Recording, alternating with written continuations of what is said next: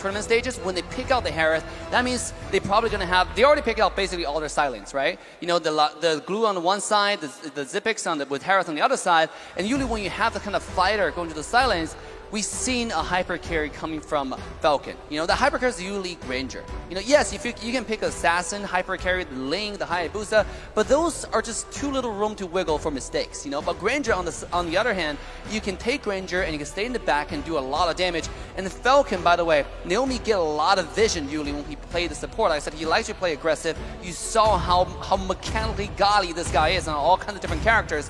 So Granger this game make a lot of sense, and that's why I said it. But is it this early prioritized? I don't know. I think the biggest problem I felt from the side of Falcon is that, yes, they pick up the Grandeur. I think that's nice and dandy. But what I would like to see is the real world manipulation. You know, the edge of that box is used to stun so that can land down the ultimate as well. Because if you notice from the side of Falcon right now, they don't really have this Omega big AOE lockdown. Whereas for the side of, you know, a Incendio, right? They do have definitely the Bandita will be bringing in the Petrify. There's also this massive slow field coming out from the Estes. There's also that slow coming out from that carry. Something also very interesting is that Falcon banned away the Hayabusa. I think it's more of a knee-jerk reaction. Farsa is super wide open for the side of Incendio to pick up right now. It's also open for Falcon to pick up, right? It can be a choice for them. They can go for something. Okay, they go for something a bit safer with Lilia, but this just gives Incendio the chance to pick up. Another Rosa. hero for Rosa. That's 31. This man's on a mission, man. 31. Incendio need a jungler unless the Benedetta was a flex towards the jungle. Oh, there you go. You can already see it. They're going to go for it again. They want to go for the dive. Up against the Granger, though. I actually really like the Granger matchup up against Leomord. Good kite, right? Yeah, yeah. And on top of that, Falcon, you know, I'm thinking at this point, if they want to go for this front to back composition, a roamer that can suit well, they're going to lack a lot of initiation. Valir. How about Chow? You know, Chow? Yeah, Chow is really good, right? Remember, Franco is still available on the table, and with the Leomord, they can easily lock him down for Granger to do free damage. Kufra will be really good as well. Will completely counterweight TNZ on the Leo, all right, to make sure he doesn't dash away. And the Benedetta, obviously, and Naomi play a nasty, nasty Kufra. Speaking of that, he's gonna go with Lolita. I don't really like this Lolita pick. Same. I feel like the Kufra is a lot better. The bouncing ball is a lot easier to execute. But I also understand what Falcon needs, something to point and click stun, especially on the Leoma that's jumping all the way in. But I feel like this is arguably the best in slot for Falcon. But I think the Kufra is a lot better. The bouncing ball should be something that's a lot easier to handle. I don't know what to feel about this as we're going to go into potentially the final game of the day from the side of Falcon. I love the Lilia pick now, right? Because again, they have a very weak weak jungler here. They're gonna have to get a lot of mid control, and with the Lilia pick, that's exactly what they get. Mid control gonna be in favor of the Burmese here, and we'll see based on the drafts, because the Granger is gonna be the key factor if they win or even if they lose. And ladies and gentlemen, this game stake cannot be any higher. In the crowd, let me hear your support for your team. Ladies and gentlemen, we're going to go into the final game, potentially, for the side of Falcon. Incendio has been reigning supreme for the past 2 games in a row. Looking to replicate that once again in game number 4. Okay, let's take a look at it again, right? Ken, does he go for a killing spree? I do believe he, yeah. Okay, it's a killing spree emblem for Ken. Again, just very standard emblems here for both of the teams, you can already see. But Yellow Flash is still opting to go for the sprint on that glue. No flicker, not even the vengeance that, you know, we usually see. So Justin also is opting to go for that sprint. Oh, the Wombo combo. Here we go, again. Falcon might be in trouble, and sure enough, the first blood going to Falcon. This is the 4th game in a row. Okay, some struggle signs, fight life signs happening for the side of Falcon. That is a good kill given over to Ken, and that's the power of the Granger in the early game. But when you go towards the later part of the game, the Rosa will definitely have enough items to burst down any single target from the side of Falcon, and it's so much easier for TNZ to follow up with the Phantom Steed. That's going to be really tough, I agree, right? Who can actually get to the Granger? It's just the Kagura that I can really think of, and the Benedetta technically with the final blow, right? Oh, here we go. The stun comes in into the skill 1, and this is the Ken. But the Death Sonata and finding another kill into the jungler of Incendio. Falcon fights back in game 4.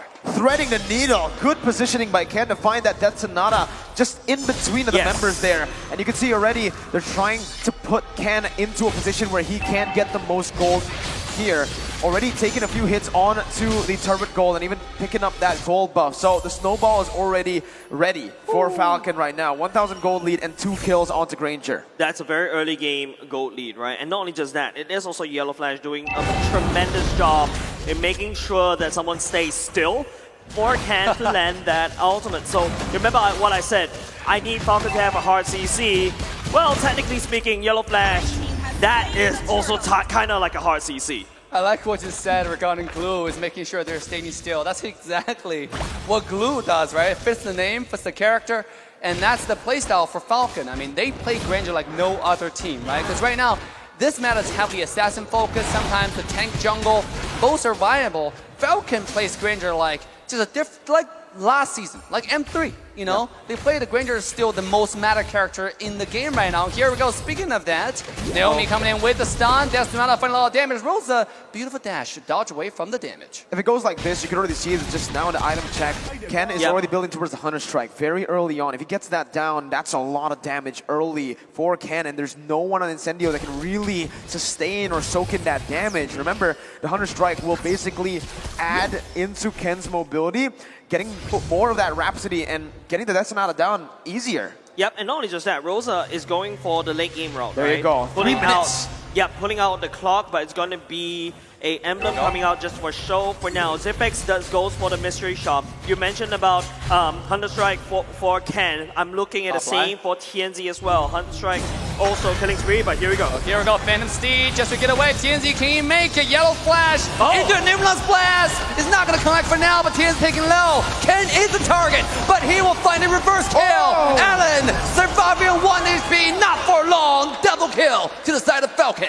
4-0 start for Falcon and Zipex. 1v2. On the bottom side, Zipex with the ultimate. Oh, damage, Sunshine, 1 HP.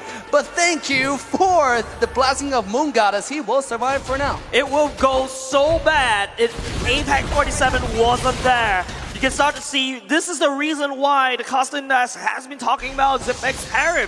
The key answer to a carry pick, and top side is already gone for Incendio. A key answer to a 2v1. Remember, that wasn't just the carry 1v1ing, because if it was, you could say goodbye to Sunshine. But with Apex 47 baiting out the ultimate 2 now, it's Falcon who have the resource advantage coming into the second turtle of the game. Here we go, TNZ looking for the ultimate anytime, but look at the Glue's position though, sneaking from behind.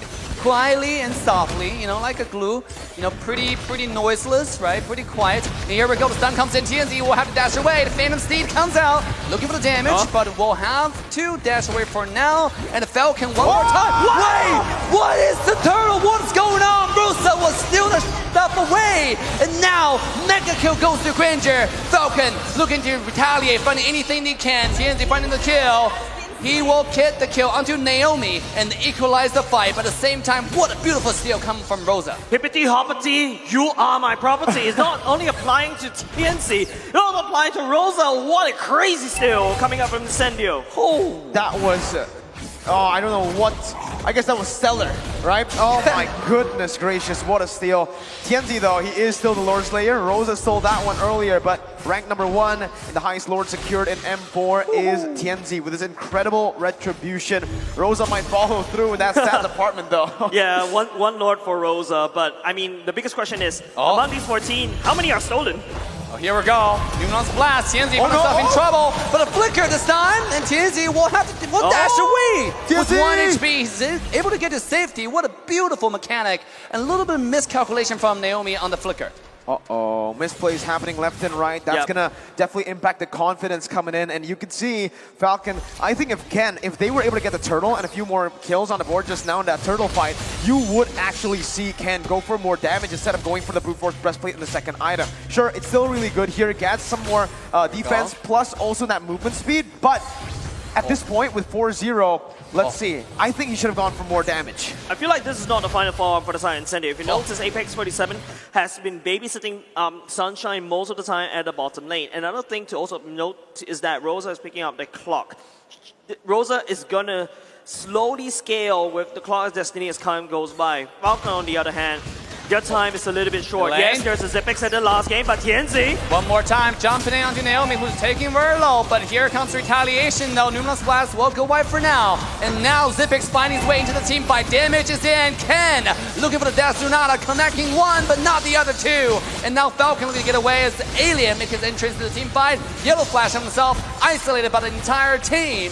And Falcon now making a move onto the turtle. All ultimates gone. My goodness, that was a brilliant fight with both teams disengaging. Falcon, though, will have a bit more pressure to play with around the turtle, starting it up first here. So Incendio needs to find a proper response. They need to be able to get that gap closer down towards Ken. If Ken is in that backline free hitting, it should be Falcon who wins. Yeah, here we go. Look at that. Ken pulling the turtle away. But Alien, look at this position, and Rosa on the side. They're looking to flank the backline at any time. This is double trouble we're talking about. Speaking of double trouble, here's Tianzi coming in with the ultimate one more time. But yet, it's just a trade-off of skills. There's no casualty just yet, but Naomi's HP is worrisome.